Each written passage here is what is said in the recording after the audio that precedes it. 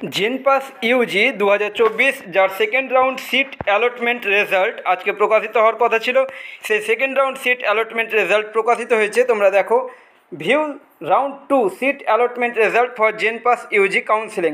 তোমরা এখানে ক্লিক করবে, কিভাবে দেখবে দেখো, এখানে ক্লিক করার পর এই যে registered candidate sign in, roll number, password এবং সিকিউরিটি পিন দিয়ে সাইন ইন করে নেবে। দেখো, আমি পাসওয়ার্ড এবং সিকিউরিটি পিন, রোল নাম্বার দিয়ে সাইন ইন করে নিচ্ছি। সাইন ইন করে নেওয়ার পর তোমাদের সামনে এরকম একটা পেজ ওপেন হবে। এখানে ক্লিক করলে রেজিস্টার্ড ইমেল আইডি বা রেজিস্টার্ড মোবাইল নাম্বার সিলেক্ট করতে হবে, যে কোনো একটা।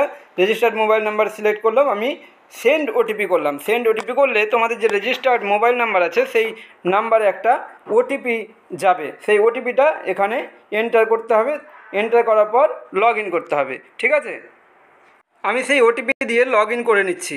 লগ ইন করে নিলেই দেখো তোমাদের সামনে পেজ ওপেন হয়ে যাবে। এখানে কী দেখাচ্ছে দেখো, dear candidate, seat allotment result of round 2 is declared, kindly view the seat allotment result, read instruction very carefully and proceed accordingly, complete the admission process mandatory if you are eligible at the finally allotted institute, otherwise the allotted seat will be cancelled, ignore if already completed। আচ্ছা, তারপর আমরা এখানে দেখব। দেখো, এখানে দেখি seat allotment result, এখানে click করলাম। সিট অ্যালটমেন্ট রেজাল্ট ক্লিক করা মাত্র এরকম একটা পেজ ওপেন হলো।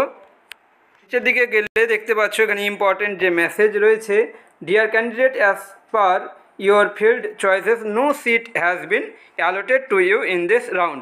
যদি সিট অ্যালটমেন্ট হয় তাহলে এখানে দেখাবে যে সিট অ্যালটমেন্ট হয়েছে। যেহেতু এই ক্যান্ডিডেটের সিট অ্যালটমেন্ট হয়নি, তাই দেখাচ্ছে রাউন্ড 2তে কোনো সিট অ্যালটমেন্ট হয়নি। তো তোমরা এইভাবে দেখে নাও কার সিট অ্যালটমেন্ট হয়েছে, অবশ্যই কমেন্টে জানাবে কার কার সিট অ্যালটমেন্ট হলো। এখন এই পর্যন্তই, দেখা হচ্ছে পরবর্তী ভিডিওতে। Thank you so much.